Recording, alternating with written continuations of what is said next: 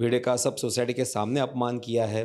लोग भूल जाते हैं कि वो भी एक इंसान है। तो वो देखना चाहते हैं, इसलिए भी भिड़े अपना त्यागपत्र दे रहा है।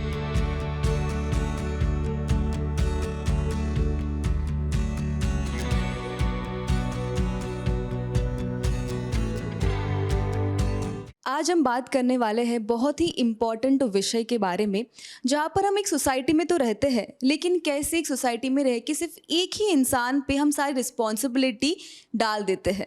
चाहे बुरा हो या अच्छा, हम बस वो एक इंसान को ही वो ठहरा देते हैं कि यार यही इंसान है जो गलत भी कर रहा है और वो सही भी कर रहा है। तो उसके साथ आज हम सर के पास आए हैं इस बारे में बात करने के लिए।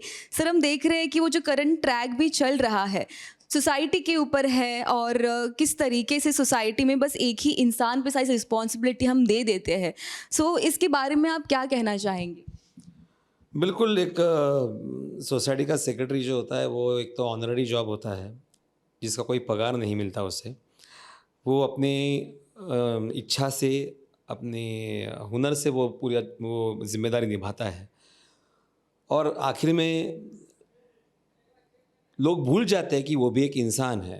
तो कभी-कभार अगर गलती हो जाए तो उसको उसका साथ देने के बजाय उसको ब्लेम किया जाता है। तो अभी इस बार भिड़े काफ़ी परेशान है कि उसको काफ़ी ब्लेम कर चुका है पोपटलाल, और ये तो उसका हमेशा का है।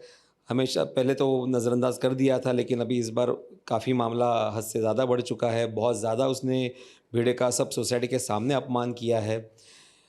अपमान करते वक़्त उसने यही नहीं देखा कि ये यही बंदा है जो इतने सालों से सोसाइटी अच्छे से चला रहा है।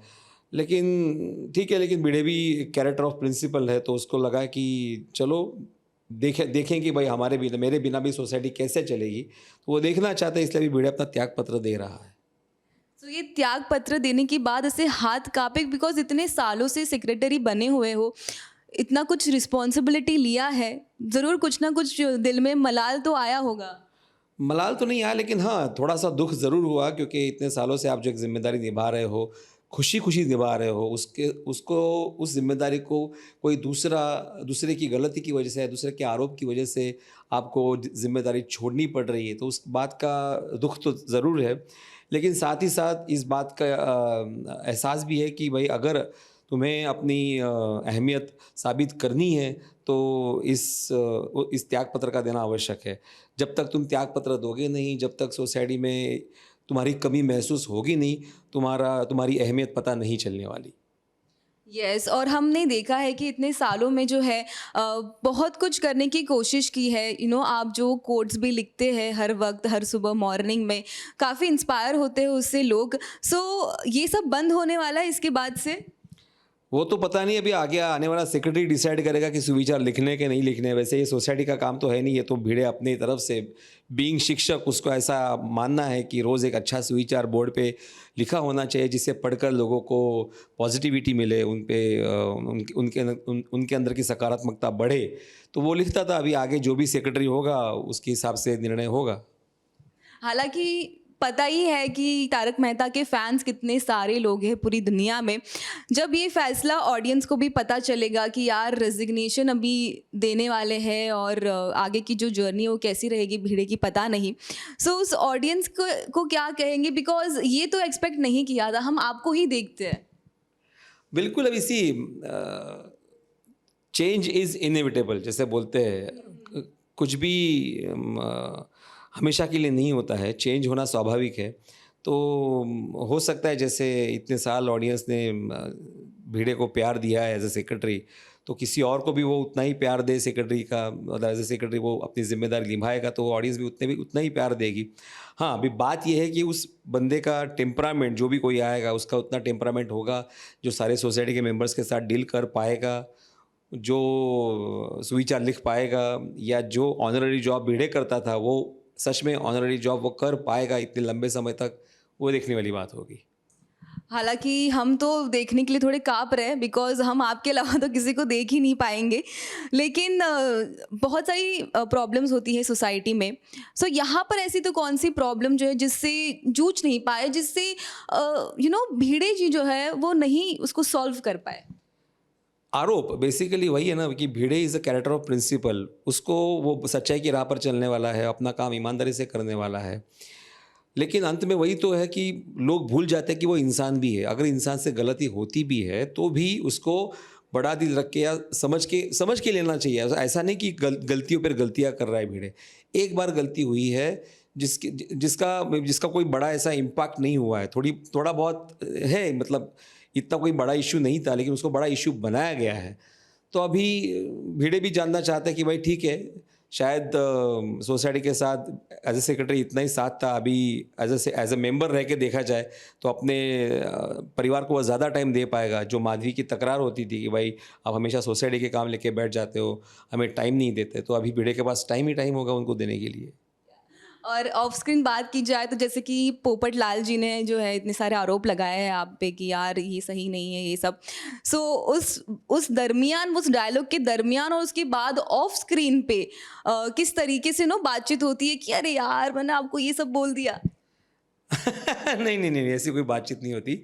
सिर्फ परफॉर्मेंस बेस्ड बेसिकली, तो स्विच ऑन स्विच ऑफ तो लगा रहता है। हम लोग बहुत अच्छे फ्रेंड्स हैं, हम लोग तो उसको चेरिश करते हैं। हम लोग तो उनका उल्टा हम लोग का नहीं, तू ऐसा बोलता हो ज़्यादा इम्पैक्ट पड़ेगा, मैं ऐसे बोलता हूँ तो वो ज़्यादा इम्पैक्ट पड़ेगा। तो हम लोग एक दूसरे को मोटिवेट करते हैं कि वो सीन बेसिकली, इन शॉर्ट, बाद में सीन उठ के आना चाहिए, लोगों को, ऑडियंस को मज़ा आना चाहिए। तो उसके लिए हम लोग को बहुत, मतलब फ्लेक्सिबल है उसको लेकर।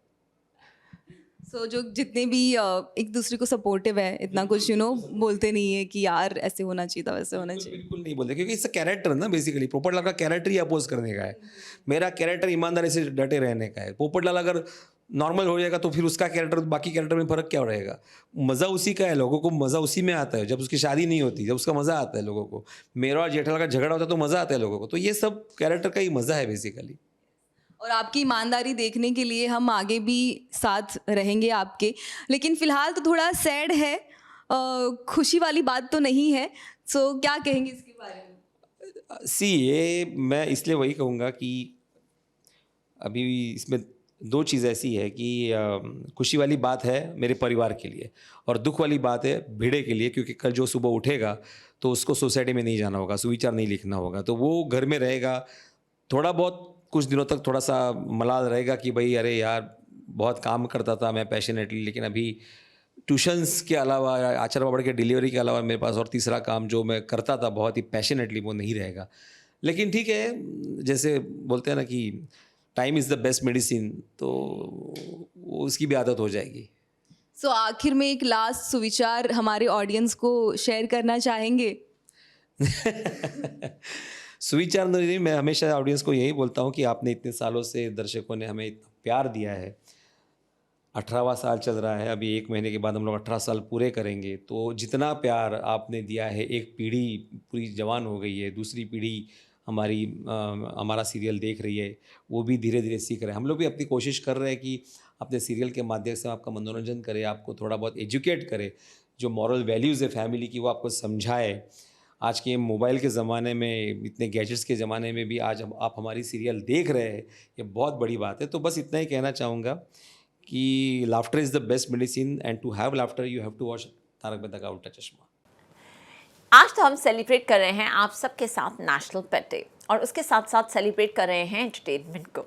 हम तो लेकर ही आते हैं आपकी ज़िंदगी में 24/7 एंटरटेनमेंट की गुड न्यूज़। तो अगर आपको ये वीडियो पसंद आया, हम जानते हैं आपको क्या करना है, इसे लाइक करें, कमेंट देके अपनी राय ज़रूर दें। ऐसे ही एक्सक्लूसिव कंटेंट के लिए हमारे चैनल को सब्सक्राइब ज़रूर करें। अगर आप ये वीडियो फेसबुक पर देख रहे हैं तो हमारे फेसबुक पेज को भी लाइक करें। नाम तो आप सब जानते ही हैं, सास, बहू और बेटियाँ, जहाँ हम लेकर आते हैं आपके लिए एंटरटेनमेंट जोरदार।